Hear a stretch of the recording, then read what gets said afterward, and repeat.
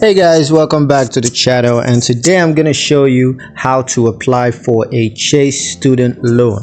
Let's get straight into it. So applying for a Chase student loan is a very simple process, and it can be completed online or by phone, and here's a step-by-step guide on how to do that. So first thing you want to do is go to the Chase website, and then you want to click on student loans.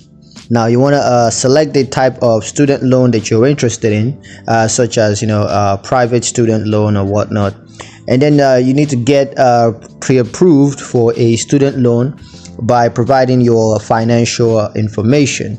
And once that's done, just apply for a student loan by submitting the application online.